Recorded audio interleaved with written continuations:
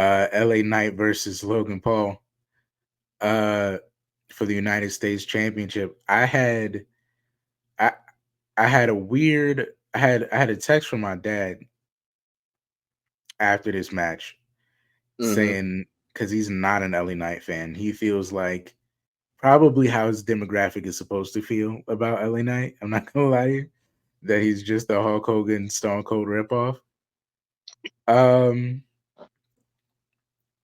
and he's absolutely sick of him. And he was like, I can't. It's gonna be so annoying to watch him be champion. But I don't know, man. I feel like he's won a lot of people over. I feel like he's displayed some of who he is genuinely. Um, but LA Knight comes out in the prime mobile, I guess you could call it, breaking the window, Mm-hmm. coming into Cleveland, where Logan Paul has showed up with Machine Gun Kelly of all people. Um, Oh, good. now is Machine Gun Kelly from Cleveland? Yes. Is he aff- affiliated with WWE previously? Yes. But did it make all the sense in the world? Was it aesthetically pleasing to the eye to see those two coexisting together on the same team? Not really. It was a little weird, but I mean, MGK served his purpose, I guess. Um, LA Somebody go get Knight, Eminem. LA Knight, uh, fortunately enough, is a tough head, At least he didn't have a man and bun. This is true.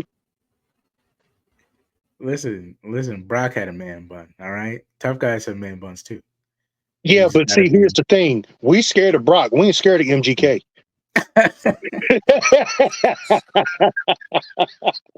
Nobody's scared of Water Gun Kelly.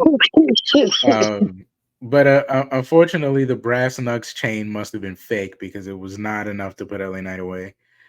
Uh, or LA Knight just got a strong face, man, because he took like almost two of those lucky punches and the brass knucks to turn it right around into a BFT and pull out the win. It's about time. Do we feel good about the LA Knight title victory? I feel like everyone thought this might have been a predictable one. I'll let you go first, D. It was about time because you didn't let him win Money in the Bank. bef- the last couple of Twice. years. Hmm. He's been like one of the hottest guys on the roster for the last 2 or 3 years. So yeah, it's about time because I'll be honest, a lot of fans were starting to lose faith in LA Knight. Mm. So him, you know, him winning the United States title is like, okay, it's about time. Now, does where do you go from here? Does he have a lengthy reign? Is he a transitional thing? Like where do you go with LA Knight? I mean, obviously we know he can talk. He's a great in ring competitor, but we're giving you this title. Let's see what you can do with it. Hmm. Yeah, I agree with that sentiment 100%. I was hoping that they didn't have LA Knight go the same way as people like him previous, like a Cesaro, like a Morrison, like a Shelton Benjamin. I was hoping he didn't go the way of the dodo, in a sense. Like Mm. he's hot at this point. Let's not waste it. Hmm. And it took us a little over a year to realize, oh damn, this dude's hot. We got to give him something. I'm glad they finally gave it to him. I hope they do right by it because he really has been busting his ass since he got to the main roster, and it's been showing because mostly everybody's been behind him. So I'm Hmm. glad that they finally had the wherewithal to give him something, and hopefully it turns out to be great. Well, let me ask you guys this, and then we'll move on to probably my favorite match of the night. Um, Tell me how you feel about if the possibility of LA Knight having a glass ceiling as a gimmick. Um, on the strength of LA Knight being so hot right away and him kind of having that attitude era style and in today's era, and that being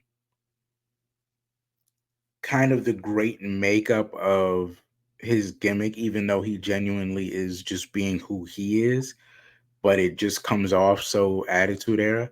Mm-hmm. And he definitely plays into it as well.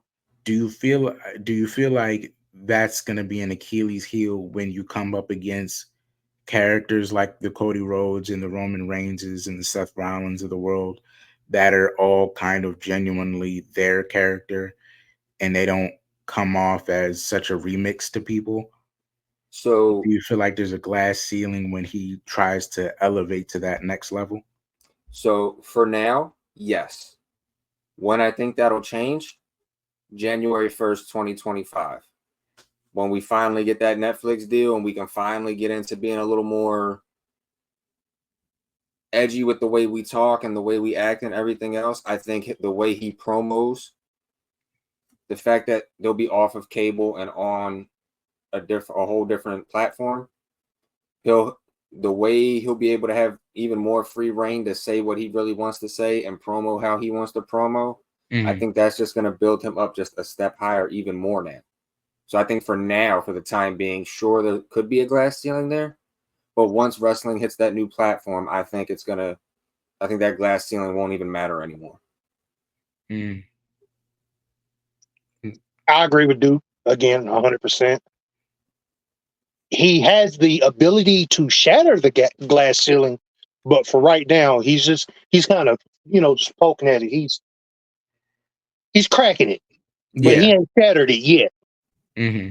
And I will say, I think he's doing a better job at cracking that glass ceiling more than the people that I've named previous that I compared him to, like the Cesaros, the Sheltons, the whoever's.